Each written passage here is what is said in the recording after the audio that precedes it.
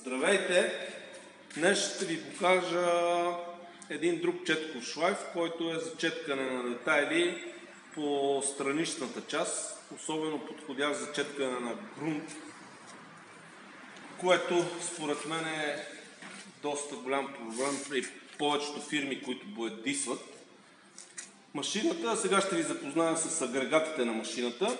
Има две четкащи ролки. Всяка една ролка е оборудвана с дълги четки, къси четки и шкурка, според ваш избор. Те се сменят като на всички останали четкови шлайфове. Има гумено уплътнение, което държи четките.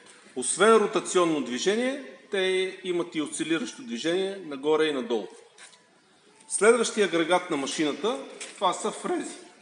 Фрезите са абсолютно същите като на кантираща машина. Има горна фреза и долна фреза, за да правят радиус според това какъв инструмент вие сте заложили. Ако сте заложили инструмент с радиус 3 мм, ще ви направи радиус от 3 мм. Това е за да не минавате с оберфреза или по някакъв друг начин, ако детайлите са рязани на циркулят.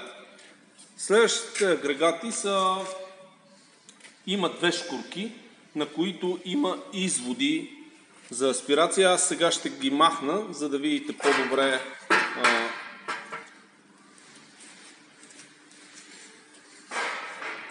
агрегатите. Съответно има по-едра шкурка и по-дребна шкурка. Към всяка една има обтегач пневматичен, който се регулира през редуцир вентил с въздух. И съответно и двете имат осцилиращо движение нагоре и надолу. Детайлите, които може да хваща машината, са до 30 мм. От тук може да дигнете или да свалите. Сега ще ви запозная с контролното табло. Когато машината е пусната в експлоатация, ще почне отпред-назад.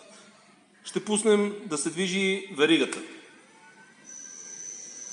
Скоростта на подаване е изведена с потенциометър от инвертора и може да се регулира.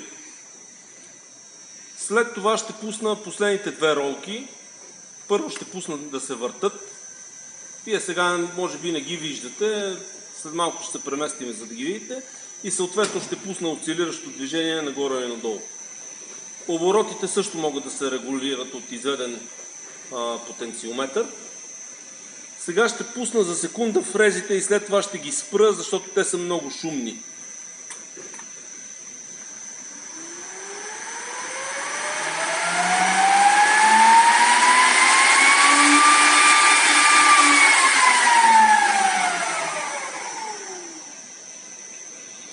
Сега ще пусна шкурките